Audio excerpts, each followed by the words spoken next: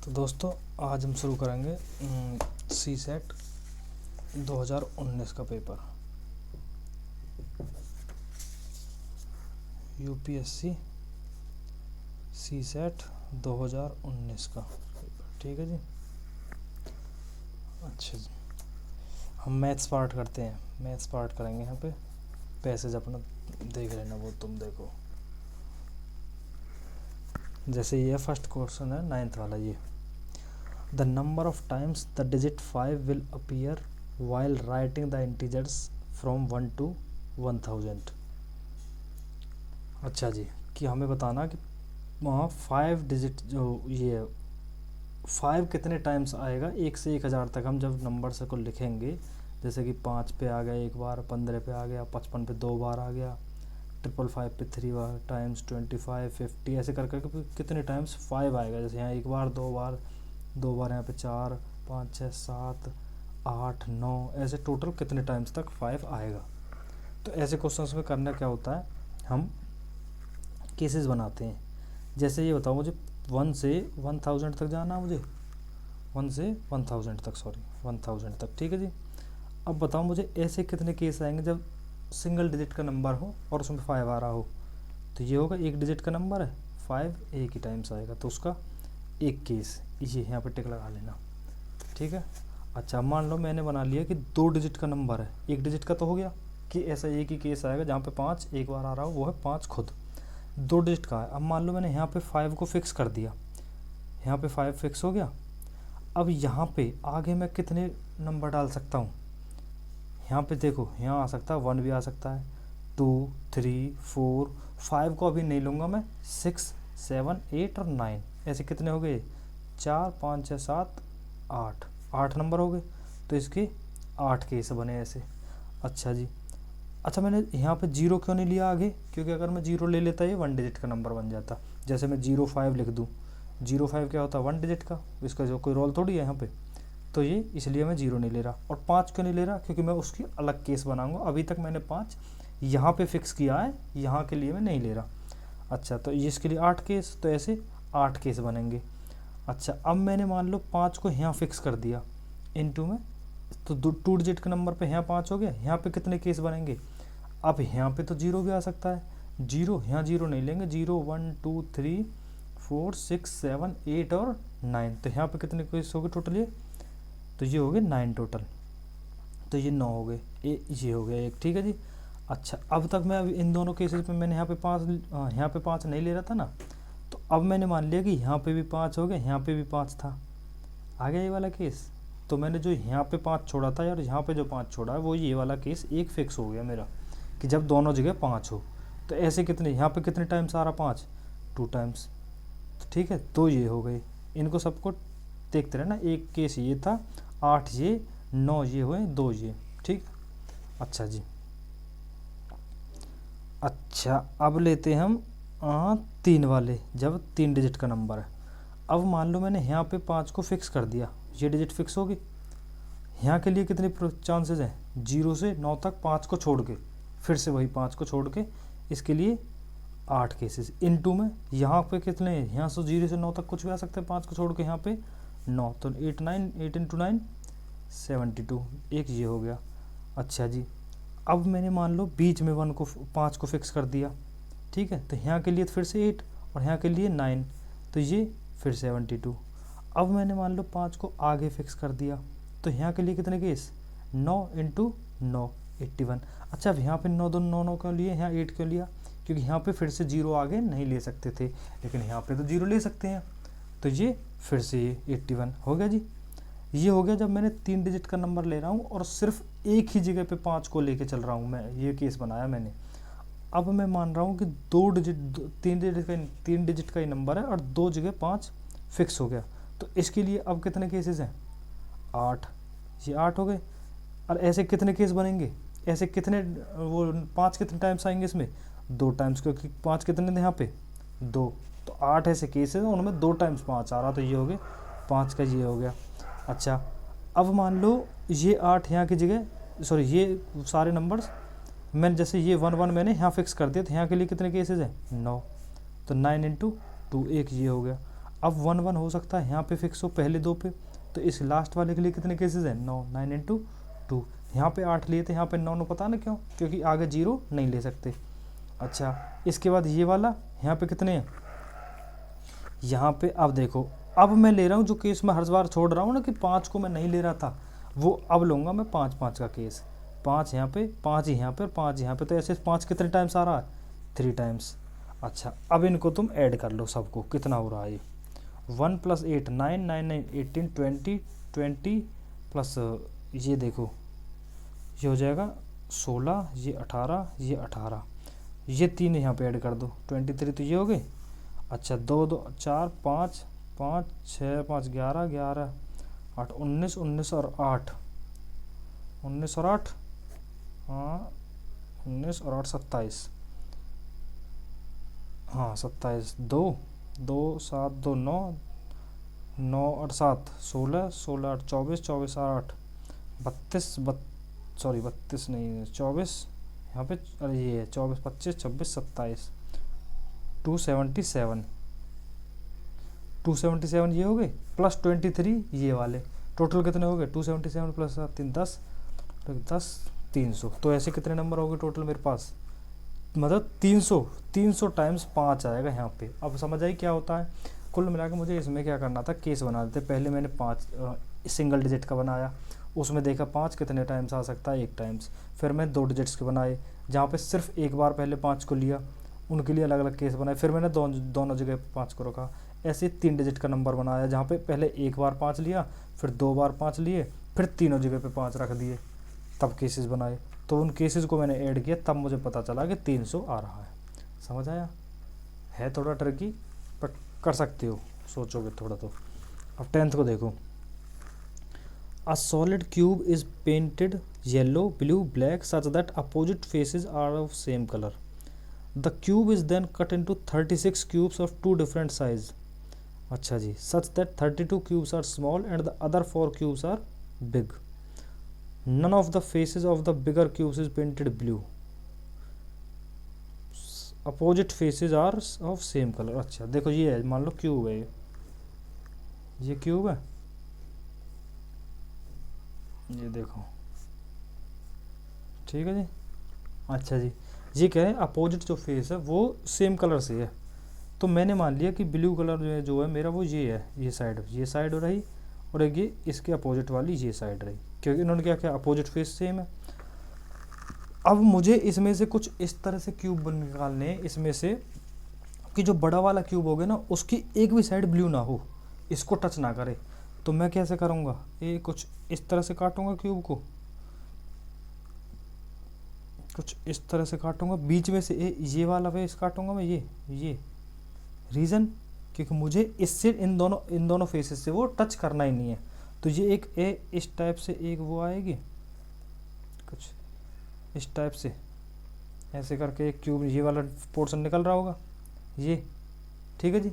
इसमें कुछ मेरे क्यूब्स बन रहे होंगे, 4 क्यूब्स। अब ये बताओ, जब तुम इसे सामने से देखोगे, एक इस टाइप से दिखेगा तुम्हें, एक क्यूब की स्क्वायर की फॉर्म में, उसमें से 4 पीस करने हैं तुम्हें। तो कैसे काटूंगा मैं, यही मेरे पास तरीका है। तो मैं इसे बीच में से ऐसे काटूंगा, यहाँ से और नीचे की तरफ, और यहाँ से पीछे की तरफ, ऐसे, समझ गए ना, इस टाइप से। समझ रहे जो को बना रहा हूँ मैं। तो ये तो होगी वो 4 फेसेज। मुझे पूछा क्या, how many cubes have only 1 face painted. 1 face देखो, इसमें से जो होंगे ये 4 जो होंगे, ये मान लो यहाँ पे कटे, ये ऊपर वाला फेस कुछ पेंट होगा, ये वाला भी पेंट होगा, तो ये दोनों भी हो गए, पीछे वाला फेस भी पेंट होगा इसमें। तो ये तो चारों में से कोई भी ऐसा नहीं है जिसकी कोई एक साइड पेंटेड हो, इसकी 2 साइड पेंटेड आएंगे, क्योंकि यहाँ पे ये वाला जो कॉर्नर है ये दोनों साइड को पेंटेड कर रहा है, ये वाला ऐसे, पीछे वाला और ऊपर वाला, यहाँ पे आगे वाला और नीचे वाला, यहाँ पे नीचे वाला और पीछे वाला। तो ये चारों साइड, इसमें से तो कुछ भी है नहीं। हमारे जो एक फेस पेंटेड है वो आएंगे यहाँ से, ठीक है जी। अब बताओ मुझे, ये तो 4 ही थे सिर्फ, लेकिन ये जो छोटे थे ये कितने थे, 32 है। 32 है तो 16 इधर होंगे, 16 उधर होंगे। 16 का मतलब क्या है, 4 का स्क्वायर, तो मतलब कि इस साइड से भी 4 स्क्वायर 16 आ रहे होंगे, इस साइड से भी 16। अब देखो ये 16 कब कैसे बनते हैं, एक स्क्वायर में से जब हम काटते हैं 16, देखो ये ऐसे होंगे, 1 2 3 4, 1 2 3 4। अब देखो 1 2 3 4, ये बन गए 4, 16 हो गए 16। तो हमें क्या है, 4 4 के पीस में कट रहे होंगे ऐसे, इस साइड से ऐसे 16 और पीछे ये वाला फेस 16। तो हम इसको निकाल लें सिर्फ एक साइड वाले को, पीछे वाले को उससे 2 से मल्टीप्लाई कर देंगे। अब मुझे ये बताओ, जब ये वाला फेस है, ये मान लो यहाँ पे ये है, इस वाले फेस में ऊपर वाले जो क्यूब्स होंगे ये तो 2 साइड पेंटेड है, ये यहाँ से 2 एज है, एक ये वाला और ये वाला इस टाइप से पेंट होंगे, तो ये तो है नहीं, ये चारों कैंसिल। ठीक है जी। ये वाले जो फेस है ये इस साइड वाले फेस से पीछे वाले फेस से टच होगा कहीं यहाँ पे, तो ये वाले भी कैंसिल, इसके 2 फेसेस पेंटेड है। जो ये वाले फेस है यहाँ पे ये लाइन चलेगी, ये इस फेस से टच है, तो यहाँ पे भी ये भी 2 फेस हो गए पेंटेड, नीचे वाला इससे पेंटेड हो जाएंगे। ठीक है, तो बचे कौन से, सिर्फ ये 4 जिनको एक फेस पेंटेड है। ठीक है, तो 4 ये हो गए, ऐसे ही 4 पीछे की साइड होंगे इंटू 2, तो ऐसे कितने फेस हो गए जिनकी सिर्फ एक साइड पेंटेड है, वो है 8। ये सोचना है तुम्हें कैसे क्यूब को माइंड में बना के, अपने क्यूब को छोड़ो, रूम को देखो और उसमें से बना के इमेजिनेशन से करो क्या होगा। बताने को फॉर्मूला भी है इनके, फॉर्मूला से यार आजकल क्या है, ये ट्रिकी बनाते जा रहे हैं इन चीज़ों को। ये डायरेक्ट फार्मूला तुम रट के चले जाओगे तो उनसे क्वेश्चन होने वाले नहीं हैं। अगर तुम्हें कंसेप्ट नहीं आएंगे तो मुश्किल हो जाएगा फिर ऐसे इस टाइप के क्वेश्चन, क्योंकि इनके क्यूब्स के क्वेश्चन अब अच्छे बन रहे हैं आजकल। अब देखो 11th question, A and B are 2 heavy steel blocks, B is placed on top of A। अच्छा, ये A है, इसके ऊपर है कहीं B। ठीक है, द वेट इंक्रीजेज बाय 60%। अच्छा जी, how much weight will reduce with respect to the total weight of A and B if A is removed from the top of B. अच्छा जी, देखो ये ए है, इसके ऊपर हमने बी रखा, ए का वेट मान लिया मैंने 1 kg था सिर्फ। जब मैंने ए में बी का वेट ऐड कर दिया तो वो ए प्लस 60% इंक्रीज हो गया। ये कह रहे हैं ना 60% इंक्रीज हो गया, ए प्लस में 60% किसका, ए का ही इंक्रीज होगा, तो ए से ए खत्म, तो बी का वेट कितना हो गया 60% ऑफ ए। ठीक है जी। अच्छा जी, अब कह रहे हैं बी को जब हटा दिया जाए तो कितना वेट रिमूव होगा, तो जब बी को हटा रहे हैं तो रिमूव यही होगा। इसकी परसेंटेज निकालनी है मुझे, किसके रेस्पेक्ट में, टोटल वेट के रेस्पेक्ट में। तो टोटल वेट क्या था, ए प्लस बी। ठीक है जी, तो 60 divide by 100 A, total weight A plus B किसके इक्वल था, A plus 60 by 100 A plus 60 by 100 A. तो कितना हो जाएगा ये 60 बाय 100 ए डिवाइड बाय, ये एलसीएम लेके करोगे तो 160 बाय 100 ए इंटू 100। परसेंटेज निकालने का फॉर्मूला क्या, इंटू 100 होता है। तो ए से ए खत्म, नीचे वाला 100 से ये खत्म, तो बचा क्या 60 अपॉन 160 इंटू 100। 10 से 10, 4 से 4 चौका 4, 25, 2 से 3, 2 से 2, 75 बाय 2 इक्वल टू 37.5%। कितना हो गया 37.5% डी। ठीक है जी, क्या हुआ भाई, मुझे जब ए का वेट ऐड करने पे 60% वेट बढ़ गया, तो बी का वही वेट जो बढ़ रहा है, बी का वो वेट है तो उसका वो निकालनी मुझे परसेंटेज, बी का वेट डिवाइडेड बाय किसका, total weight A plus 60% of जो बढ़ा है इंटू में 100। बस सॉल्व कर लो, आंसर आ गया, खत्म। ये 11th था। अब देखो 12th वाला, ये है 12th। Mister x has 3 children. The birthday of first child falls on 5th Monday or of April. That of second one falls on 5th Thursday of November. On which day is the birthday of the third child, which falls on 20th December? Okay. देखो 5th Monday है, 5th Monday किसका, अप्रैल का। अच्छा जी, अब मुझे बताओ Monday कब कब आ सकता अप्रैल में। मैंने मान लिया 5th मंडे कब आएगा, मैंने मान लिया कि 1 तारीख को मंडे है, नेक्स्ट मंडे कब आएगा 7 दिन बाद 8 को, 1 + 7 8 को मंडे, 8 7 15 को मंडे, उसके बाद 22 को मंडे, फिर उसके बाद 29 को मंडे, 29 अप्रैल को मंडे होगा, जब मैं मंडे से ही मंथ की शुरुआत कर रहा हूँ। लेकिन ऐसा भी तो हो सकता है कि ये 2 को मंडे हो जाए, 2 को मंडे होगा तो 2 और 7 7 2 9 को, 9 और 7 16 को, 16 7 23 को मंडे, फिर 30 को मंडे, तो 29 और 30 को मंडे आ रहा है। 5th मंडे की बात हो रही है। मैं ये सब क्यों कर रहा हूँ मैं, क्योंकि मुझे मंथ में कम से कम 5 मंडे लाने हैं, तो मुझे शुरुआत मंडे से ही करनी पड़ेगी, उसके आसपास से ही, क्योंकि मुझे लास्ट में 5th चाहिए।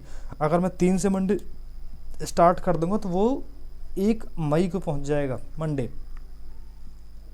5 मंडे फिर अप्रैल में आ ही नहीं पाएंगे, इसलिए मुझे या तो 1 को मंडे रखना पड़ेगा, 1 से स्टार्ट करना पड़ेगा, या 2 से।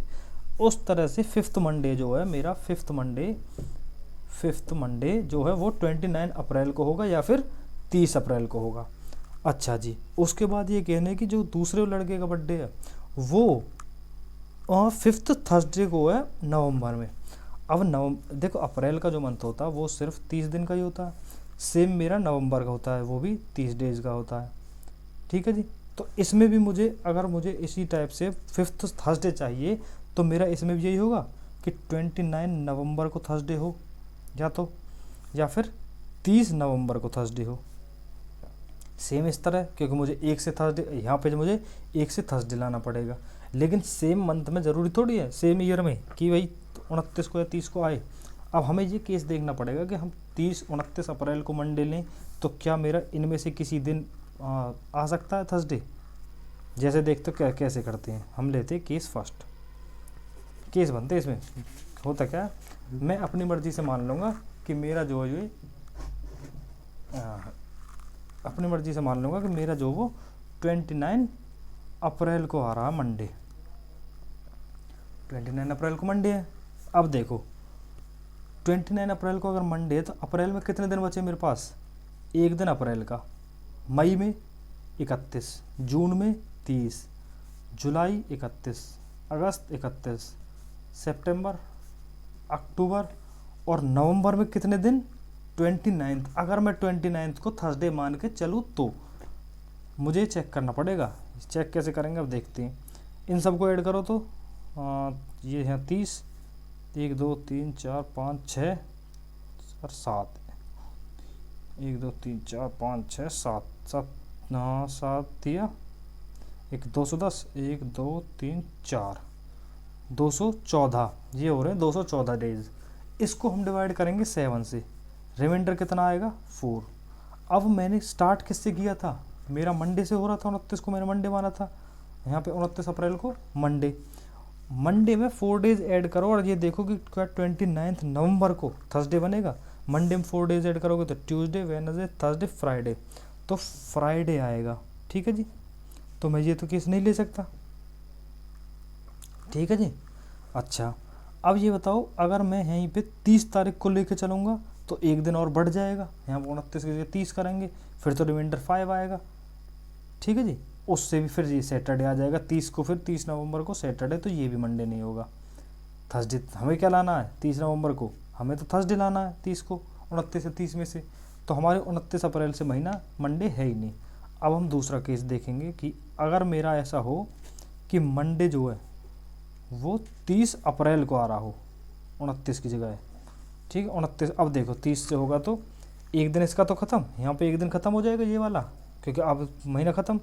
इसमें कितने दिन बचेंगे, इसमें बचेंगे सिर्फ 213 डेज, तो अब रिमाइंडर 3। अब मंडे के बाद चेक करो, ट्यूसडे, वेडनेसडे, थर्सडे, 29 अब नवंबर को क्या हो गया मेरा, थर्सडे आ गया।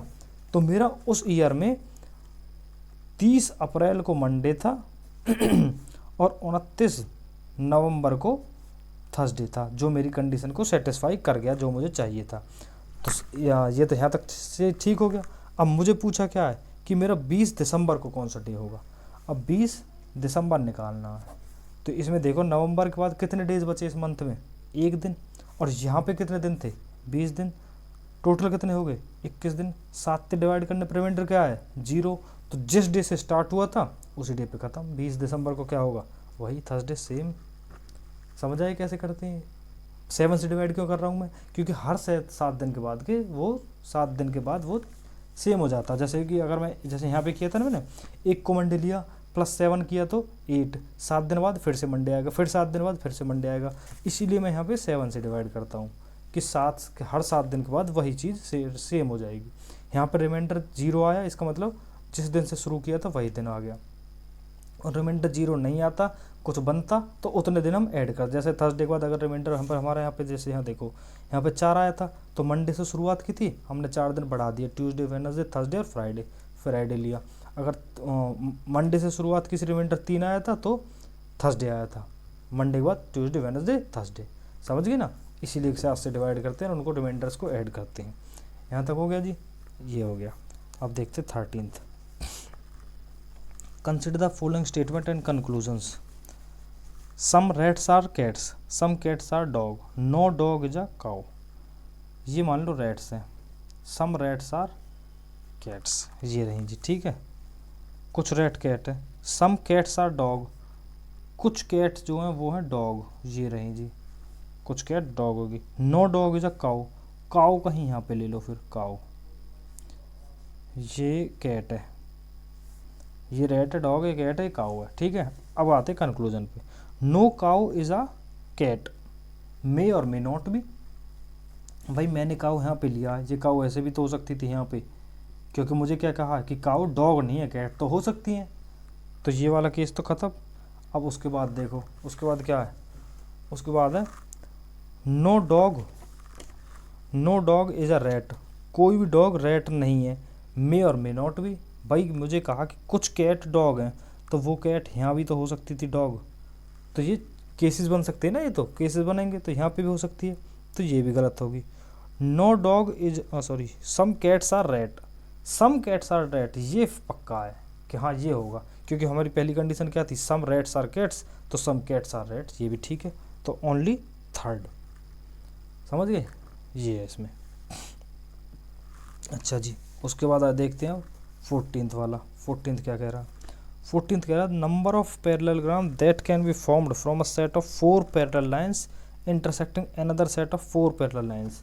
देखो ये 4 पैरेलल लाइंस है, 4, अब 4 ही ऐसे हैं, 1 2 3 4, ये 4 पैरेलल लाइन ऐसे, 4 ऐसे। अब मुझे बताना नंबर ऑफ पैरेललोग्राम कितने बन सकते हैं। देखो ऐसे काउंट करोगे तो बहुत बनेंगे, 1 2 3 4 5 6 7 8 9, फिर 2 के केस लोगे तुम, ऐसे बहुत सारे बनेंगे, फिर 3 के केस लोगे, ऐसे बहुत सारे बनेंगे, फिर 4 के लोगे, तो ऐसे बहुत बनेंगे। तो इसके डायरेक्ट क्या होता है, हम लेते हैं number of horizontal lines, horizontal lines C2 into में number of vertical lines C2।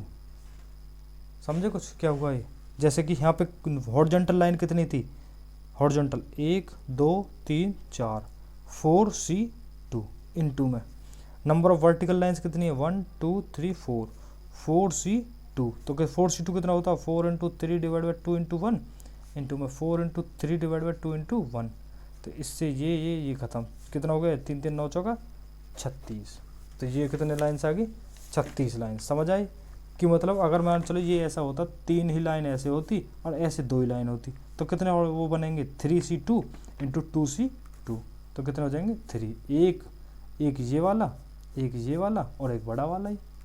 समझ गए कि जितनी हॉरिजॉन्टल लाइंस जितनी भी तुम्हें दिख रही हो, उसमें से कोई भी 2 लाइन इनटू में जो वर्टिकल लाइंस हो उनमें से कोई भी 2 लाइन, इनको मिला के करेंगे, ये आता है यहाँ नंबर ऑफ पैरेललोग्राम्स। ठीक है जी, तो हमारा आंसर क्या आया, 36। ऑप्शन चेक करो, ये रहा 36, ऑप्शन डी। समझ गए। अब देखते हैं next,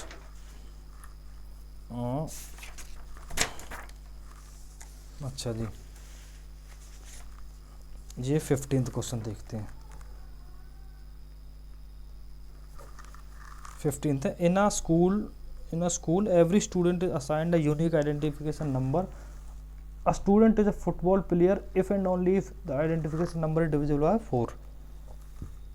Whereas a student is cricketer if and only if the identification number is divisible by 6. If every number from 1 to 100 is assigned to a student, then how many of them played cricket as well as football? देखो 4 के divisible कौन कौन से, 4 8 12 16 के बाद 16 20 24 28 32 ऐसे चलेंगे आगे तक, 100 तक जाएंगे हम। और ये कौन है, ये 4 के डिविजिबल वाले क्या थे, यहाँ पे क्या डिविजिबल हुआ है, हाँ फुटबॉल है ना, हाँ ये है फुटबॉल वाले।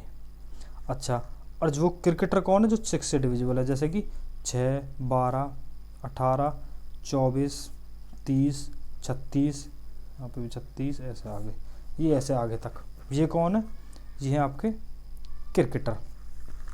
अब मुझे ये बताओ 12 नंबर दोनों जगह आ गया, 24 दोनों जगह आ गया, 36 दोनों जगह आ गया, ऐसे बहुत सारे नंबर होंगे जो 2 जगह आ रहे हैं, यही उन्होंने पूछा है।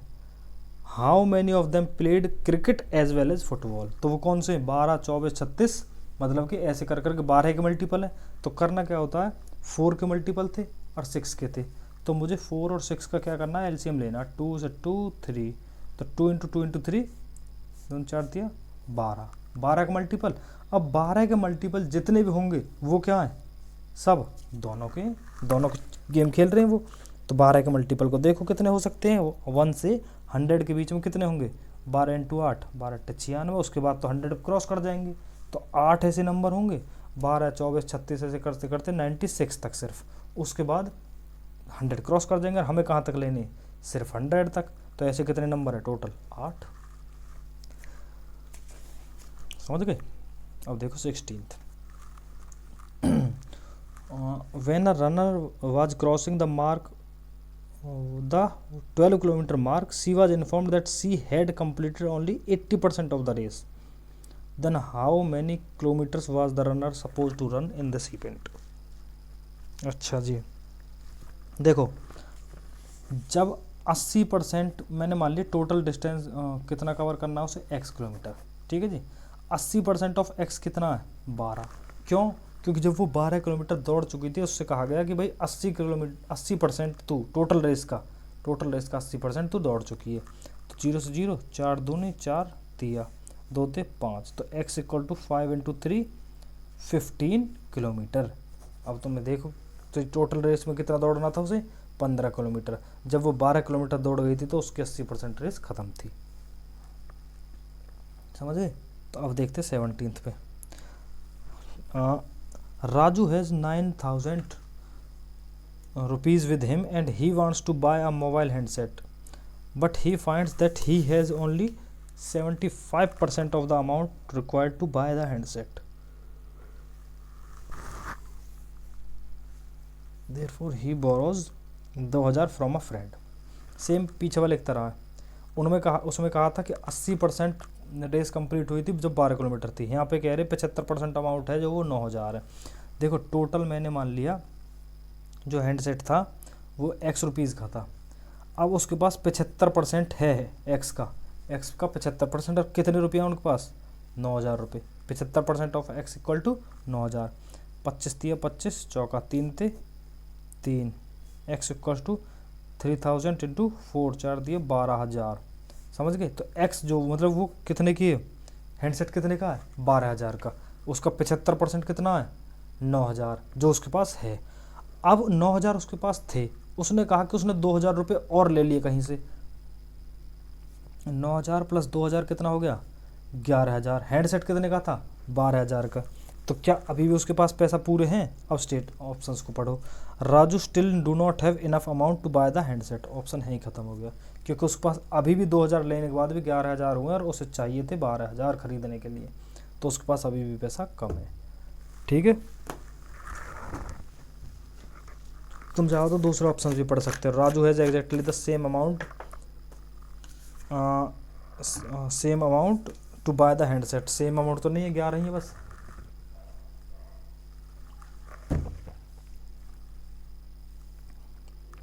Raju has enough amount to buy the handset. He will have 500 with him after buying. नहीं कम पड़ रहे तो ऑप्शन ए है बस, है ना।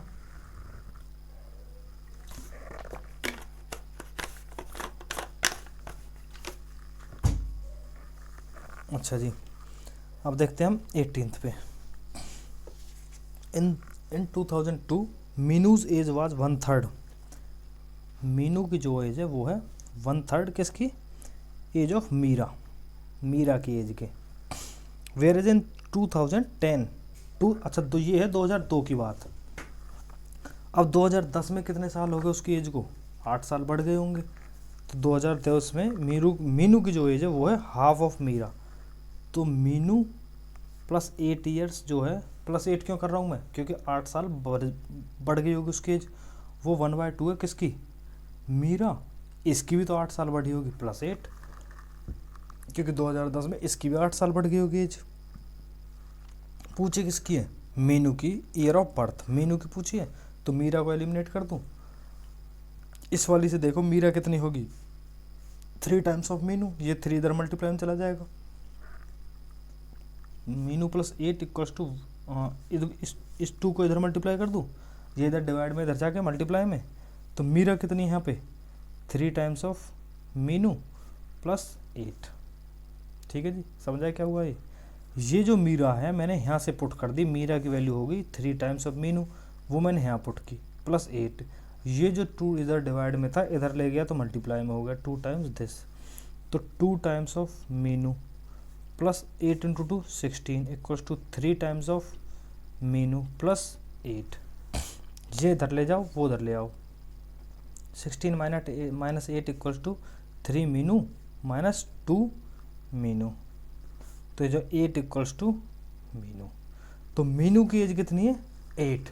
और वो कब थी, हम कब लेके चल रहे थे मीनू की एज, मीनू ये हम लेके चल रहे थे जब वो 2002 में, मतलब कि 2002 में वो 8 साल की। तो ईयर ऑफ बर्थ पूछा मुझे, ईयर ऑफ बर्थ वो कितनी होगी, 2002 में से मैं 8 कम कर दूंगा तो कितना हो जाएगा ये, हाँ 1994, तभी होगी 8 साल पहले। तो आगे समझ में, ये है हमारा 18th। अब देखते हैं हम 19th वाला।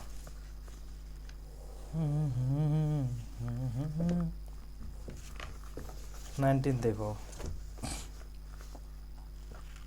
ये क्या कह रहा है, ये कह रहा Rakesh and Rajesh together bought 10 balls and 10 rackets. Rajesh spent 1300 and Rakesh spent 1500. If each racket cost 3 times, अच्छा जी, रैकेट की जो कॉस्ट है वो है 3 टाइम्स ऑफ किसकी, बॉल के। ठीक है जी, then what is the price of a racket. ठीक है जी, कोई बात नहीं, मैंने मान लिया रैकेट की जो बॉल की कॉस्ट जो है वो है x, एक बॉल की कॉस्ट। तो एक रैकेट की कॉस्ट कितनी होगी, 3 टाइम्स है उसके, तो कितनी हो जाएगी 3x। ठीक है जी, कोई दिक्कत है यहाँ तक, कुछ भी ना। खरीद कितने रहे वो, 10 balls, तो 10 balls की कीमत कितनी होगी, 10x। रैकेट कितने खरीदे हैं, 10, तो एक की कीमत 3x है, तो 10 रैकेट की कीमत कितनी होगी, 3x into 10 equals to 30x। ठीक है जी, दोनों को मिला के 30x इसकी कीमत, 10x इसकी और 30x इसकी, 10x प्लस 30x ये किसके बराबर है, 1300 रुपये उसने खर्च करे और 1500 उसने।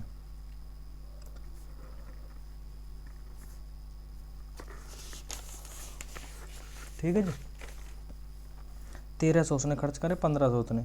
तो 40x equals to 2800, x equals to 2800 divide by 40 equals to 0 से 0, 4 से 70, x की वैल्यू आ गई 70 की। एक बॉल की कीमत 70 है।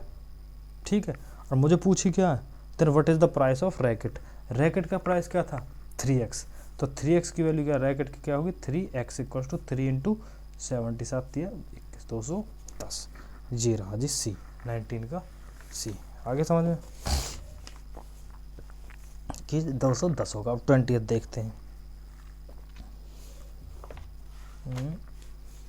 In a conference out of total 100 participants, total कितने हैं मेरे 100, इंडियंस कितने हैं वो है 70 इंडियंस हैं। If 60 of total participant are vegetarian then which of the, अच्छा जी इंडियन कितने हैं 70, फॉरेनर कितने होंगे फिर 30, भाई टोटल तो 100 ही थे, 70 इंडियन हो गए तो और बच्चे कुछ कौन होंगे, सब फॉरेनर्स होंगे, वो कितने 30। अब कह रहे 60 आर वेजिटेरियन, वेजिटेरियन कितने हैं मेरे पास 60, नॉन वेजिटेरियन कितने होंगे फिर जब 60 वेजिटेरियन है तो नॉन वेजिटेरियन कितने होंगे? 40 सिर्फ, क्योंकि हाँ टोटल तो 100 ही थे। अब आते हैं ऑप्शंस पे कि पूछ कर रहे हैं ये। Then which of the following statement is और आर करेक्ट, है क्या स्टेटमेंट? स्टेटमेंट भी देख लेते हैं एक बार। स्टेटमेंट कह रही है at least 30 Indians are vegetarian. At least 30 Indians are vegetarian. देखो तुम मुझे बताओ, ये कह रहे हैं कि 60 जो है मेरे पास वो है वेजिटेरियन और 70 इंडियंस हैं। अच्छा हाँ ठीक है जी। देखो फॉरेनर्स कितने मेरे पास? 30 हैं। वेजिटेरियन कितने? 60। ठीक है जी। मैंने मान लिया कि सारे के सारे फॉरेनर्स जो हैं वो वेजिटेरियन है मेरे, तो फॉरेनर्स वेजिटेरियन कितने हो जाएंगे? फॉरेनर्स जो हैं वो वेजिटेरियन कितने हो जाएंगे? मैंने सारे के सारे मान लिए 30, लेकिन वेजिटेरियन है कितने टोटल? 60। तो बच कितने गए? 30 तो फॉरेनर्स हो गए, 30 अभी भी बचे हुए, वो कौन होंगे? इंडियन वेजिटेरियन कितने हो गए? 30। ठीक है जी। तो एटलीस्ट 30 इंडियंस तो वेजिटेरियन मेरे है ही। ऐसा भी हो सकता है कि फॉरेनर्स तो मैंने मैक्सिमम ले लिए हैं कि अगर इनमें से कुछ भी कम हुए, ये 20 हो गए तो ये 40 हो जाएंगे, ये तो बढ़ेगा ही नंबर। अगर ये डिक्रीज होंगे तो ये तो बढ़ेंगे ही बढ़ेंगे, क्योंकि मुझे टोटल तो 60 करने कैसे भी करके। तो मैंने मैक्सिमम इनको मान लिया कि भाई कम ज़्यादा से ज़्यादा ये तो 30 ही होंगे, उसके बाद भी मेरे 30 तो इंडियन ऐसे होंगे जो वेजिटेरियन होंगे ही होंगे कम से कम। उससे ज़्यादा भी हो सकते हैं, ऐसा भी हो सकता है कि ये 60 के 60 यही हों इंडियंस ही, ये सब फॉरेनर्स वो हों, लेकिन इसने बोला एटलीस्ट 30 इंडियंस, तो कम से कम 30 तो मेरे पास वेजिटेरियन है ही। तो पहली स्टेटमेंट तो करेक्ट होगी। अब दूसरी देखते हैं।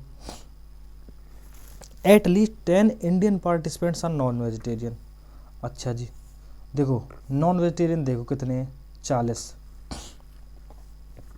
नॉन वेजिटेरियन 40 हैं। मैंने मान लिया कि जो, अब इस बार मैं क्या करूँगा, सारे के सारे फॉरेनर्स को नॉन वेजिटेरियन कर दो। फॉरेन नॉन वेजिटेरियन कितने हैं? नॉन वेजिटेरियन मैंने मान लिया वो 30 के 30 हैं हर बार। देखो मुझे जब भी क्या होता है, जब मुझे ये चीज़ मिनिमम करनी हो ना एक चीज़, तो मैं दूसरी वाली को मैक्सिमम करता हूँ, कि पहले मैं दूसरे वाले केस को ये देख लूँगा कि उसके मैक्सिमम पुट कर दो, तो जो भी बचेगा वो मिनिमम कम से कम उतना तो होना ही चाहिए। जैसे यहाँ पे मैं फॉरेनर्स को मैक्सिमम कर देता हूँ हर बार, यहाँ पे मुझे वेजिटेरियन निकालना था तो मैंने फॉरेनर्स का वेजिटेरियन मैक्सिमम डाल दिया कि 30 होगा, उसके बाद जितने भी बचे वेजिटेरियन वो सब इंडियंस है। यहाँ पे मुझे नॉन वेजिटेरियन निकालना तो मैंने फॉरेनर्स को नॉन वेजिटेरियन मैक्सिमम कर दिया कि वो 30 होंगे, लेकिन टोटल कितने हैं? 40। तो जो 10 बच गए ना अभी भी, वो 10 कौन है? जब फॉरेनर्स तो सब खत्म हो चुके हैं, जो अब बचे कौन? इंडियंस। तो इंडियंस कम से कम ऐसे होंगे जो 10 नॉन वेजिटेरियन होंगे। तो at least 10 Indian participants are non vegetarian. तो both B and both first and second. ठीक है जी, ये हो गए यहाँ पे। अब देखते हैं इसके बाद है जी ये सारे पैसेज हैं, ये पैसेज हैं, ये भी पैसे, अच्छा ये है 29th। यहाँ देखते हैं,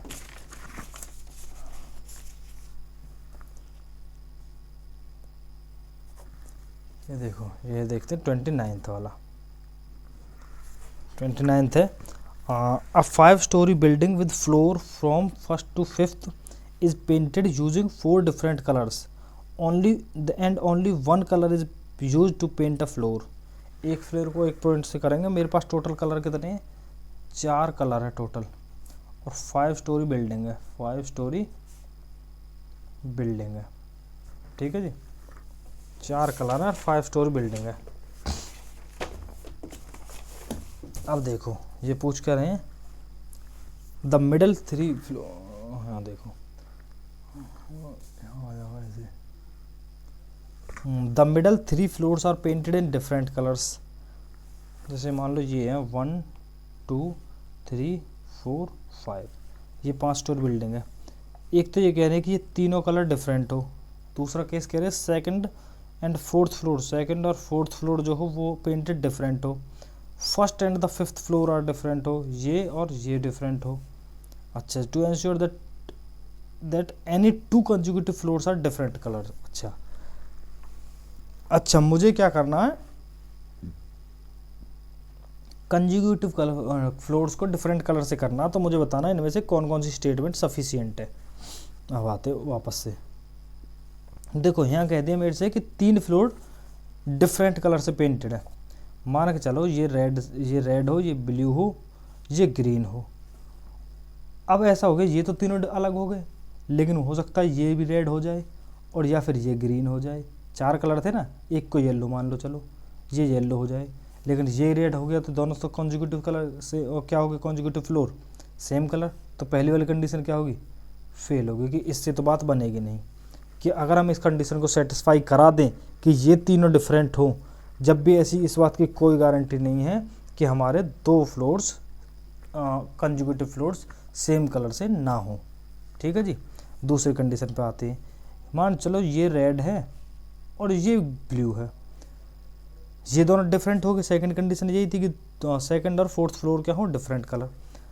उसके बाद 3 कलर हो सकता है, यहाँ पे ब्लू हो या फिर यहाँ रेड हो, यहाँ तो 2 कलर यहाँ पे भी क्या हो सकते हैं, कॉन्जुगेटिव सेम हो सकते हैं। हमें क्या सेम नहीं करना, तो सेकंड कंडीशन भी फेल होगी। थर्ड पे आओ, first and fourth floor painted red.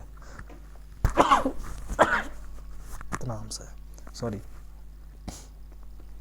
अच्छा जी, ये रेड है और लास्ट वाला रेड है। अब मेरे पास टोटल कलर कितने थे, 4।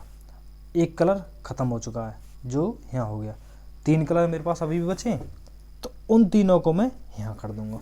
तो ये वाली कंडीशन क्या कर देगा, ओनली स्टेटमेंट 3 इज सफिशिएंट। समझ आई क्यों भाई, मैंने ये ऊपर वाला और ये वाला फ्लोर क्या कर दिया, रेड कर दिया। अभी भी मेरे पास 3 कलर बचे हुए हैं डिफरेंट, उन तीनों से मैं इन तीनों फ्लोर को कर सकता हूँ अलग अलग तरीके से पेंट। तो अब क्या हो जाएंगे, सारे कंजुगेटिव फ्लोर्स डिफरेंट कलर से पेंट हो चुके हैं। अब मुझे कोई सेम कलर पेंट नहीं होगा कंजुगेटिवली। समझ गई। तो थर्ड स्टेटमेंट ओनली इनफ है। अब आओ 30th पे। P, Q, R are 3 towns. The distance between P and Q is 60 km, whereas the distance between P and R is 80 km. Q is in the west of P and R is in the south of P. What is the difference between Q and R? अच्छा जी, Q and R के बीच का मुझे difference find करना है। ठीक है, तो ये क्या है, हाँ देखो ये है, यहाँ पे मैंने मान लिया P, ये क्या कह रहा है, Q is in the west of P, इसके वेस्ट में है, ये ईस्ट है इधर, ये वेस्ट है, ये नॉर्थ है, ये साउथ है। इसके वेस्ट में Q है कहीं, कितने किलोमीटर है, 60 किलोमीटर। 60 किलोमीटर था P और Q के बीच में। P एंड R के बीच में, R जो है वो साउथ में है, साउथ में कहीं R, वो है 80 किलोमीटर के डिस्टेंस पे। P and R 80 kilometre, R is south of P। ठीक है, पूछा क्या है, Q और R के बीच का डिस्टेंस, ये पूछा मुझे, ये सिर्फ सिंपल क्या करना है, पी क्यू का स्क्वायर प्लस पी आर का square equals to Q R का स्क्वायर। ठीक है जी। पी क्यू कितना है, 60 का स्क्वायर प्लस 80 का square equals to Q R का स्क्वायर। कितना हो जाएगा ये, 10 स्क्वायर कॉमन लिया, बचा क्या, 6 square plus 8 square equals to Q R का square. 10 square 36 plus 64 equals to Q R का स्क्वायर। तो कितना हो जाएगा, 10 स्क्वायर इंटू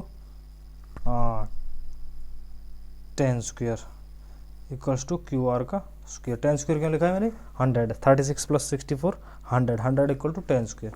तो क्यू आर कितना हो जाएगा, 10 इंटू 10 इक्वल्स टू 100। क्यों, स्क्वायर से सब स्क्वायर खत्म। समझ गए। तो क्यू आर कितना आ गया, 100। ऑप्शन है कहीं डी, 30th का डी। समझ गए। क्या करा, सिंपल पाइथागोरस यूज़ किया मैंने बस यहाँ पे, पाइथागोरस। ठीक है जी, पाइथागोरस यूज़ करो, इसका स्क्वायर प्लस इसका square equal to this square.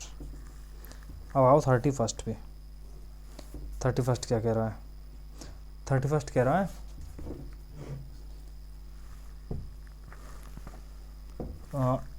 all members of a club went to Mumbai and stayed in a hotel.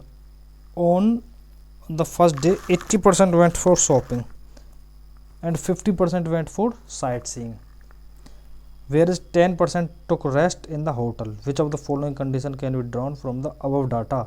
40% member went for shopping as well as sightseeing, 20% members went for only shopping. अच्छा जी, देखो मैंने मान लिया total है मेरे 100 members, ये कह रहे हैं 80% गए शॉपिंग के लिए। 80% कितना होगा इसका 80, तो 80 कितना कहाँ गए हैं शॉपिंग के लिए, ऐसे शॉपिंग के लिए, ठीक है जी। ये क्या कह रहे हैं 50% वेंट फॉर साइट सीइंग। अब 50 ऐसे लोग होंगे जो साइट सीइंग के लिए गए, ठीक है जी। अब मुझे वो एक बात बताओ तुम, ये 80 हो गए, ये 50 हो गए, टोटल कितने हो गए 130। अच्छा उसके बाद क्या हो गया 10% ऐसे भी हैं 10 लोग जो रेस्ट कर रहे हैं रूम पे ही, ये टोटल कितने हो गए 140। टोटल थे कितने हमारे पास 100। तो इसका मतलब क्या हो रहा है कुछ ऐसे हैं जो दोनों जगह जा रहे होंगे। भाई जब मेरे पास टोटल लोग ही बंदे ही 100 हैं तो मैं ऐसे कैसे हो सकता है कि वो अलग अलग जाने पर 100 से ज़्यादा हो रहे हों।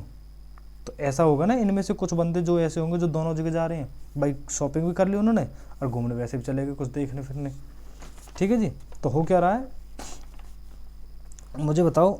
हाँ मैंने मान लिया कि भाई 10 बंदे क्या कर रहे हैं रेस्ट कर रहे हैं, 100 में से 10 तो रेस्ट कर रहे हैं।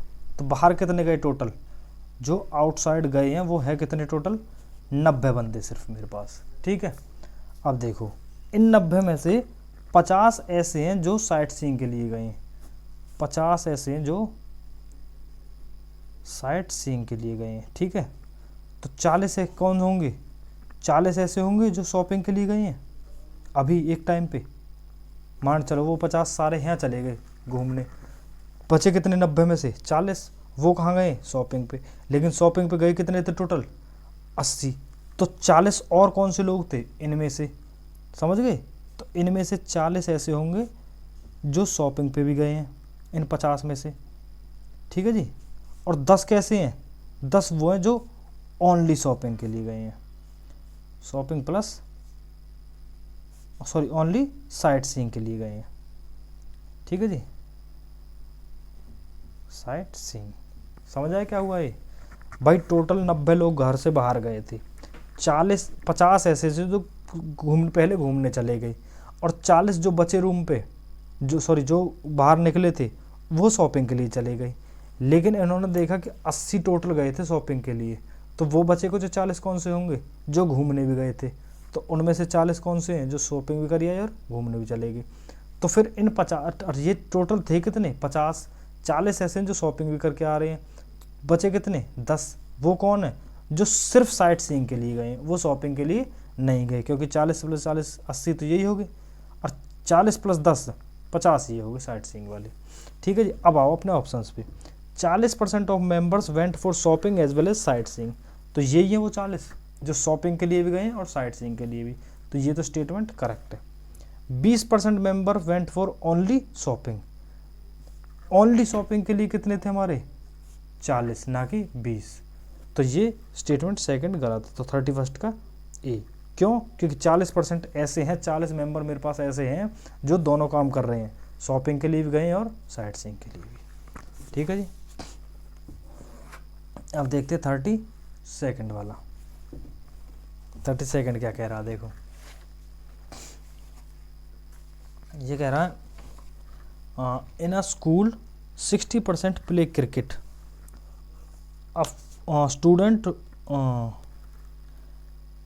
Student who does not play cricket play football. देखो यहाँ पे मैं ये मान लूँगा कि 100 ऐसे स्टूडेंट है टोटल मेरे पास, ठीक है जी। 60 ऐसे जो क्रिकेट खेलते हैं, तो बचे कितने 40 जो क्रिकेट नहीं खेल रहे हैं, वो क्या खेल रहे हैं फुटबॉल खेल रहे हैं, टोटल हो गए 100। अब कह रहे हैं every football player has got a 2 wheeler, इन सब के पास क्या है 2 व्हीलर, ठीक है जी। अच्छा जी, और क्या कह रहे हैं every football has 2 wheeler which of the following conclusion can not be drawn, कौन सा नहीं लिया जा सकता फ्रॉम द अबव डाटा। अच्छा 60% of the student do not have 2 wheeler, 60। अच्छा और क्या कह रहे हैं नो क्रिकेटर हैज 2 व्हीलर, अच्छा जी cricket player do not play football, अच्छा जी। देखो ये कह रहे हैं 60% of the student do not have 2 wheeler, मेरे से ये कहा गया था कि जो फुटबॉल खेल रहे हैं उनके पास 2 व्हीलर है, लेकिन ऐसा तो नहीं कहा कि जो क्रिकेट खेल रहे हैं उनके पास 2 व्हीलर नहीं है, दोनों चीज़ें अलग होती है ना भाई। इनके पास है, लेकिन इनके पास है या नहीं है इसके बारे में तो स्टेट इसमें क्वेश्चन में कहीं भी गिवन नहीं है। तो यहाँ पे क्या होगी, प्रोबेबिलिटी दोनों की होगी। तो ये वाली स्टेटमेंट निकालना गलत होगा कि 60% 60 ऐसे बच्चे हैं जिनके पास स्कूटर नहीं है, क्योंकि मे भी हो सकता है हो उनके पास। भाई यही तो कहा गया कि टू व्हीलर फुटबॉल खेलने वालों के पास हैं, लेकिन क्रिकेटर्स के पास है या नहीं है कोई गारंटी नहीं है। तो ये वाली स्टेटमेंट गलत होगी। ये कह रहे हैं no cricketer has two wheeler. ये मैंने अभी बताया कि क्रिकेटर के पास हो भी तो सकते हैं, फुटबॉल वालों के पास तो है ही, लेकिन क्रिकेटर्स के पास हमें हुए है या नहीं है वो कुछ गिवन नहीं है। तो ये वाली स्टेटमेंट भी हम इससे नहीं निकाल सकते। दो होगी। Cricket player do not play football. देखो यहाँ पे ये कहा था कि 60% क्रिकेट खेल रहे हैं और जो क्रिकेट नहीं खेलते वो फुटबॉल खेलते हैं, लेकिन जो क्रिकेट खेल रहे हैं हो सकता है वो भी फुटबॉल खेल रहे हैं। ऐसा भी तो हो सकता है कि बहुत से लोग दोनों स्पोर्ट्स में हो। वेन डायग्राम बनाते हैं ना, ये क्रिकेट का ये फुटबॉल का ये ऐसे जो दोनों खेल रहे हैं। तो ये 60% के बाद जो हैं 40% वो तो फुटबॉल खेल रहे हैं, लेकिन ये 60 वाले फुटबॉल भी खेल रहे हो सकता है, चांसेस है ना, प्रोबेबिलिटी दोनों की है ना। तो कौन कौन सी तीनों ऐसी स्टेटमेंट है जो हम यहाँ से ड्रॉन नहीं कर सकते। ठीक है जी। अब देखते हैं 33rd को। Ratio of 2 digit number natural number two it's number formed by reversing it's digit is 4/7 the number of such pairs. अरे यार 2 डिजिट नंबर कैसे निकालते हैं हम, x + 10y लेते हैं, इसका रिवर्स क्या होगा 10x + y, दोनों का रेशियो निकाल दो, x + 10y upon 10x + y equals to किसके बराबर है 4/7। क्रॉस मल्टीप्लाई कर दूँ, 7x + 10y equals to 10x + y। तो कितना हो जाएगा 7x प्लस में 70y equal to 40x + 4y। x वाले एक साथ ले लो और y वाले एक साथ, 70y - 4y equals to 40x - 7x, 66y equals to में 33x। तो x equals to 2y, x equals to 2y आ गया नंबर मेरा। ठीक है जी, x इक्वल्स टू 2y। अब मेरा नंबर क्या था x + 10y। ठीक है जी। अब मुझे बताओ मैं y की वैल्यू क्या क्या डाल सकता हूँ। y की वैल्यू में 0 डाल सकता हूँ क्या, नहीं। अगर 0 डाल दिया तो ये 0 हो जाएगा, ये क्या हो जाएगा सिर्फ 1 डिजिट का नंबर। मुझे कितना बनाना 2 डिजिट। तो y की वैल्यू कहाँ से कहाँ तक जा सकती है 1 से 9 तक, बस 9 से ज़्यादा क्यों नहीं, क्योंकि 9 से ज़्यादा जाएगा तो 10 का मल्टीपल नहीं रहेगा। हमें सिर्फ यहाँ से 0 से 9 तक लेते हैं हम सब, ऐसे डिजिट वो 2 डिजिट का नंबर बनाते हैं। ठीक है, तो इसमें मैं 1 डाल सकता हूँ, 2 डाल सकता हूँ, 3 डाल सकता हूँ, 4 भी डाल सकता हूँ। क्या मैं 5 डाल पाऊँगा। अब मुझे बताओ 5 डालते ये कितना हो जाएगा x की वैल्यू 10। ये क्या होगी ऑलरेडी 2 डिजिट के नंबर, तो हमें तो ये 2 डिजिट बनाना था, इसमें 10x कहाँ ऐड करूँगा फिर मैं। तो हमें ये x की वैल्यू कहाँ से कहाँ तक लेते हैं 1 से 9 तक ही। ठीक है, तो ये क्या हो रही है x 10, तो 5 नहीं आ सकती। तो x y की वैल्यू कहाँ से कहाँ तक है 1 2 3 4। तो ऐसे कितने नंबर बनेंगे मेरे पास, सिर्फ the number of such pairs is 4। जब मैं y की वैल्यू 1 डालूंगा, 2 डालूंगा, 3 डालूंगा और 4 डालूंगा, बस उससे ज़्यादा नहीं ले सकता। समझ आए क्यों नहीं ले सकता भाई। 5 इसलिए नहीं लूँगा क्योंकि वो 10 बन जाएगा वरना x, और जो पॉसिबल नहीं है। और 0 इसलिए नहीं लूँगा क्योंकि वरना सिंगल डिजिट बन जाएगा, वो भी पॉसिबल नहीं है क्योंकि मुझे 2 डिजिट का नंबर लेना है। समझ गए 33 ये हो गया। अब देखते हैं हम 34th। ठीक है जी। अब देखो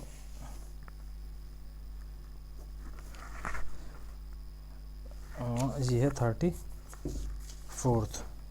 ये क्या कह रहा, इन एन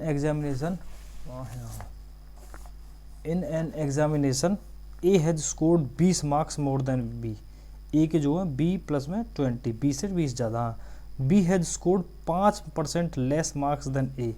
बी के जो हैं वो हैं ए से 5% कम। तो ए -5% ऑफ ए, क्योंकि ए से कम है तो मतलब घटेंगे ए में से। Then how much B has scored. देखो बी कितना स्कोर कर रहा है, तो ये हो जाएगा ए, ये 5 एकम 5 20, 1 - 1/20, एलसीएम लिख करोगे तो वही इंटू में 19/20। ठीक है जी। अच्छा जी, तो b इक्वल्स टू ए कितना था b + 20 इंटू में 19/20। ये 20 को इधर मल्टीप्लाई कर दूँ क्रॉस मल्टीप्लाई से, 20b equals to 19b plus में 19 इंटू 20, ठीक है जी। ये b इधर सब्ट्रैक्ट कर दो, 20b minus 19b equals to 19 into 20, तो b इक्वल्स टू 19 दूनी 38, 380, b इक्वल्स टू 380, समझ गए। 34 का b। आगे समझ में कैसे हुआ भाई, ए के बी से मार्क्स थे जो बी से 20 ज़्यादातर, बी के ए से 5% कम है, तो ये हो जाएगा 19/20 ए। बी 20 को मैंने इधर मल्टीप्लाई कर दिया, ए की वैल्यू ऊपर से डाल दी जो वाली मेरे पास इक्वेशन थी, ठीक है। इसमें 19 से मल्टीप्लाई किया, सॉल्व किया, आंसर आ गया। 35 देखते हैं। Sita and Gita go for a swim after a gap of every 2 days and every 3 days respectively. If on 1st January both of them went for a swim together, when will they go together next? अच्छा जी, देखो 1 जैन को जा रहे हो मान लो, ठीक है, दोनों सेम। उसके बाद सीता कब जाएगी नेक्स्ट, 2 दिन का गैप दे रही है वो, मतलब कि 2 को नहीं जाएगी, 3 को भी नहीं जाएगी, अब कब गई 4 को जाएगी सीता। अच्छा, उसके बाद 5 को नहीं जाएगी, 6 को नहीं जाएगी, फिर 7 को, 8 को नहीं जाएगी, 9 को नहीं जाएगी, फिर 10 को। अब मुझे बताओ 1, 4, 7, 10 ऐसे जा रही है वो, तो कितना डिफरेंस आ रहा है, 3 का कॉमन डिफरेंस 3, ठीक है जी। अच्छा, अब मुझे बताओ गीता का क्या हिसाब है, गीता 3 दिन गैप देगी एक के बाद, 2 को नहीं जाएगी, 3 को नहीं जाएगी, 4 को नहीं जाएगी, 5 को जाएगी, 5 के बाद 6 को नहीं, 7 को नहीं, 8 को नहीं, 9 को, 10 को नहीं, 11 को नहीं, 12 को नहीं, 13 को। यहाँ पे डिफरेंस कितना आ रहा है, 4 का, ठीक है जी। अब मुझे ये सेम करना कि दोनों का सेम कब होगा, ठीक है। देखो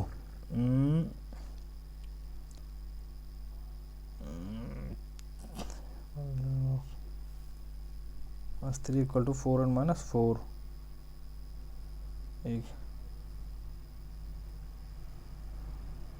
देखो अब मुझे बताओ, हाँ दोनों का ये है यहाँ पे।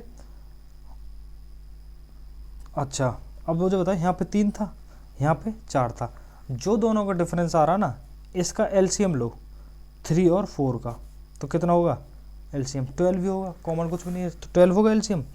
तो फर्स्ट तो वो मिल रहे थे 1 जैन को, उसके बाद 12 डेज के बाद मिलेंगे तो वो 13 जैन को, समझ गए।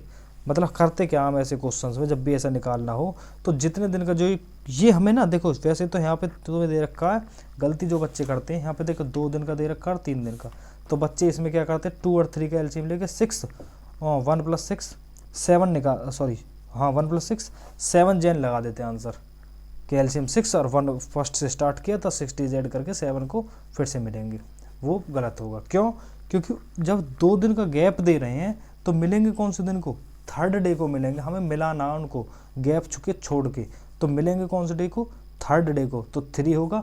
इस पे कौन से डे को मिलेंगे, 4th डे को, तो वो 4 होगा। तो 3 और 4 का एलसीएम लेंगे तो वो 12 होगा, उसमें उसको ऐड करेंगे किस में, जब वो फर्स्ट डे पे मिल चुके थे तो 12 दिन के गैप पे मिलेंगे। 12 दिन का गैप कब होगा, 12 दिन गैप के बाद कब मिलेंगे, फिर वो 13 जैन को। तो एलसीएम लेते टाइम हम इसमें से एक इसमें एक बढ़ाते हैं जितने नंबर ऑफ डेज का गैप होता है, ठीक है। अब वो क्यों होता है, मैंने क्यों बढ़ाते हैं वो भी मैंने तुम्हें बता दिया कि हमें 2 दिन गैप देकर जिस दिन मिल रहे हैं उस दिन को लेना होता है, फिर वो 3 दिन के बाद मिल रहे हैं, ठीक है जी। इसलिए हम 13 हो, ये होगा आंसर डी, ना कि 7 जनवरी। बहुत से अच्छे इसमें कन्फ्यूज रहते हैं। अब आते हैं हम 36 पे। XYZ are 3 contestants in a race of 1000 metre. Assume that all run with different uniform speed. X gives Y a start। अच्छा, ये X है, यहाँ से ये यहाँ 1000 किलोमीटर की रेस चल, 1000 मीटर की, Y यहाँ से चलेगा, ये कितना डिस्टेंस था 40 का, इसने इसको वो दे दिया स्टार्ट। X Z को दे रहा है 64 मीटर का, यहाँ से Z चल रहा है ये 64 मीटर का, ठीक है जी। If Y and Z were to compete in a race of 1000 meter, how much meter start will Y give to Z। देखो X जितने टाइम में यहाँ से यहाँ पहुँच रहा है, 1000 मीटर चल रहा है, Y उतने ही टाइम में यहाँ से यहाँ पहुँच रहा है। तो देखो Y की स्पीड क्या होगी, स्पीड ऑफ Y जो होगी वो क्या होती है डिस्टेंस अपॉन टाइम। डिस्टेंस कितना कवर किया वाई ने, जब 40 का तो उसे पहले से ही मार्जिन के मिला हुआ था, तो वो क्या हो गया, डिस्टेंस कितना हो गया, 1000 की रेस ही थी 960 होगी। 960 कैसे आई पता चला, 1000 माइनस 40, तो टाइम टी ही है, ये होगी उसकी स्पीड। अच्छा, और स्पीड ऑफ जेड कितनी होगी, स्पीड ऑफ जेड कितनी होगी, डिस्टेंस अपॉन टाइम भाई।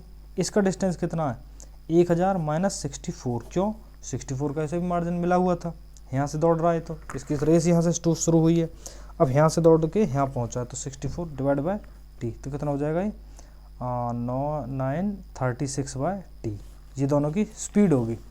अब मुझे बताओ वाई देगा, अब रेस लग रही है सिर्फ वाई और जेड के बीच, वाई यहाँ से चलेगा, जेड यहाँ से चलेगा, यहाँ पहुँचना है। ये डिस्टेंस मैंने मान लिया कि भाई ये है जो वो है, इसको नहीं, तुम अभी इसी को देखो कि ये यहाँ से यहाँ तक डी है मान लो, ठीक है, ये यहाँ से यहाँ तक डी है। अब वाई तो पूरा डिस्टेंस कवर कर रहा है, तो अब मुझे बताओ टाइम कितना लगेगा वाई को यहाँ से यहाँ तक पहुँचने में, टाइम वाई को यहाँ से यहाँ तक, डिस्टेंस अपॉन स्पीड, डिस्टेंस कितना 1000, स्पीड कितनी है 960 बाय टी, ठीक है। जो टाइम वाई ले रहा है यहाँ से यहाँ पहुँचने में, उतना ही टाइम जेड लेगा यहाँ से यहाँ पहुँचने में, तो इसका डिस्टेंस कितना डी, स्पीड कितनी है 936 अपॉन टी, तो टी से टी खत्म, तो डी कितना हो गया यहाँ से 1000 डिवाइड बाई 960 इंटू 936, 0 से 0 खत्म, ठीक है। 4 से करेंगे तो 4 से 6 से करो ना, 6 कम 6 3 6, 6 कम 6 5 6, 4 से 4, 4 से 3 5 3 9, तो 25 कितना हो जाएगा 25 इंटू 39, ये अच्छा जी 25 इंटू 39, यहाँ से यहाँ तक का डिस्टेंस, और यहाँ से यहाँ तक का 25 इंटू, ठीक है जी, तो ये डिस्टेंस, अच्छा ठीक है, ये हो जाएगा 975 मीटर। कैसे आया, मल्टीप्लाई कर लेना, वैसे तुम मत सोचो इतना। हाँ, ये अब देखो, तो मुझे भी निकालना क्या कि कितने मीटर का वो स्टार्ट दे रहा है, स्टार्ट कितना होगा 1000 मीटर, तो रेस ही थी 975 वाई चल ही रहा है, तो डिस्टेंस कितना होगा 25 मीटर का, कि इतने मीटर का उसने उसको स्टार्ट दे दिया ऑलरेडी, ठीक है जी, 25 मीटर का। अच्छा, ये मैंने कैसे किया था, तुम सोच रहे होंगे कि ये इन्होंने एकदम से मल्टीप्लाई करके बिना मल्टीप्लाई किए ये कैसे लिखा। देखो ये था 25 इंटू 39, मैंने देखा जो मेरी पूरी रेस थी वो थी 1000 मीटर, 1000 होती है 25 इंटू 40, 25 इंटू 400, 1000 हो जाएगा जब ये, ठीक है। तो मैंने देखा मुझे इसमें से इसको सब्ट्रैक्ट करना था, तो 40 माइनस 39 से 1 ही आएगा, तो बचेगा कितना सिर्फ 25, तो मैंने ऑलरेडी 25 सब्ट्रैक्ट कर दिया था। तो ये कैलकुलेशन अलग चीज़ होती है, पर तुम यही याद रखो, सिंपल मल्टीप्लाई करके हम निकालते 975 आता, और हमें स्टार्ट फाइंड करना है, तो जो हमारी रेस थी पूरी उसमें से उसका डिस्टेंस को ख़त्म कर देंगे 975 को, तो बचेगा जो 25 मीटर, वो हमारी स्टार्ट दिया हुआ है, ठीक है। अब देखते 37 को, if x is greater than और equal to 25, x greater than equal to 25, अच्छा जी, and y is less than और equal to 40, y less than equal to 40, then which of the following is always correct.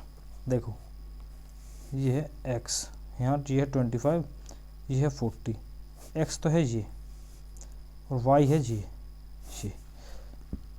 कुछ इस तरह से है, x is greater then y, x, अब तुम बताओ क्या ये पॉसिबल है कि x ग्रेटर देन y हो ऑलवेज, भाई हो सकता है कि x की वैल्यू यहाँ से 40 से बड़ी हो जाए, तब तो y से बड़ी होगी, लेकिन अगर x सिर्फ 25 और y 40 हो तो ये कंडीशन ख़त्म होगी, तो पहला गलत हो गया option.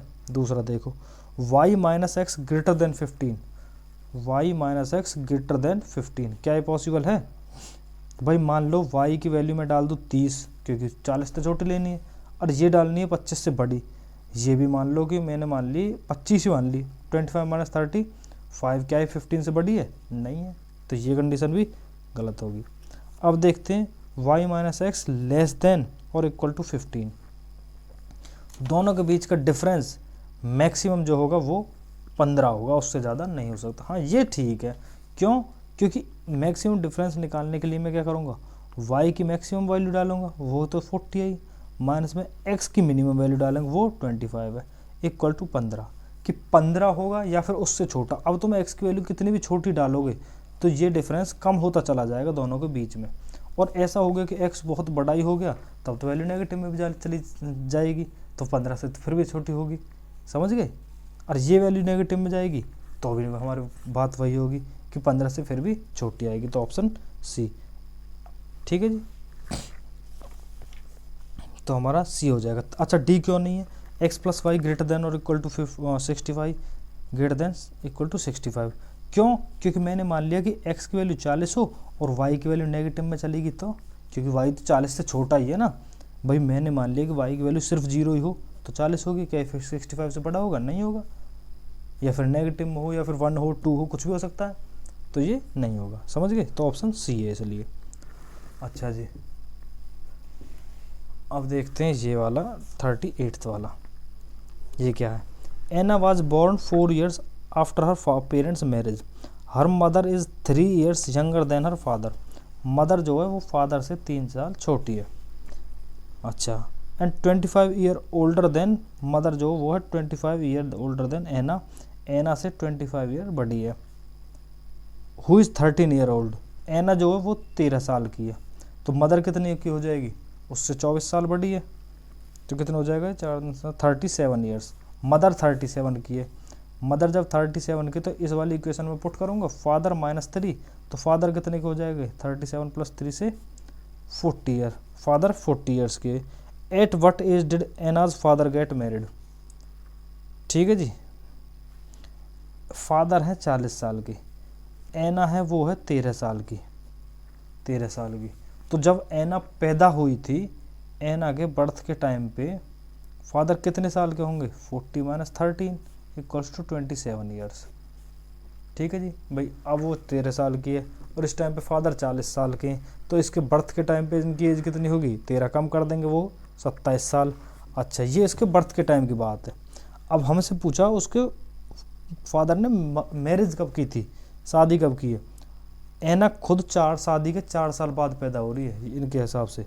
Anna was born 4 years after her parents marriage, तो जब उन्होंने शादी की थी उस टाइम पे जब इनकी बच्ची हुई थी, इनकी देखो बच्ची हो रही 27 साल की उम्र, फादर की 27 थी, और बच्ची हो रही शादी के 4 साल बाद, तो फादर की एज मैरिज के टाइम पे कितनी होगी?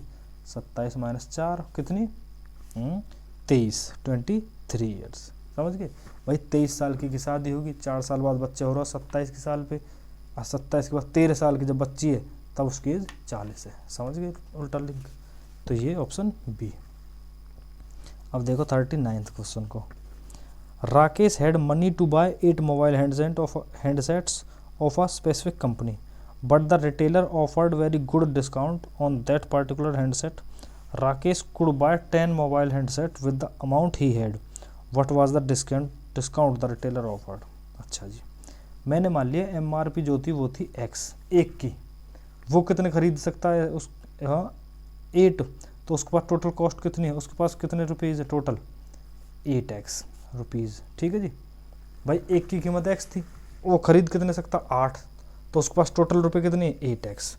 अच्छा जी, अब उसे कुछ डिस्काउंट मिल रहा है जिससे वो 10 खरीद पा रहा है। मैंने मान लिया वो डिस्काउंट है d, x माइनस में d% of x, d% of x, MRP पे लगता है डिस्काउंट, ठीक है। ये होगी उसकी अब एक की प्राइस, ऐसे कितने खरीद पा रहा वो? 10, कितने में? 8x अमाउंट में ही, यही तो हो रहा है भाई। एक MRP में से मैंने डिस्काउंट % हटा दिया, ये एक की कीमत है, वो ऐसे 10 खरीद पा रहा, कितने पैसे में? जितने पैसे उसके पास ऑलरेडी थे, वो कितने थे? 8x, ठीक है जी।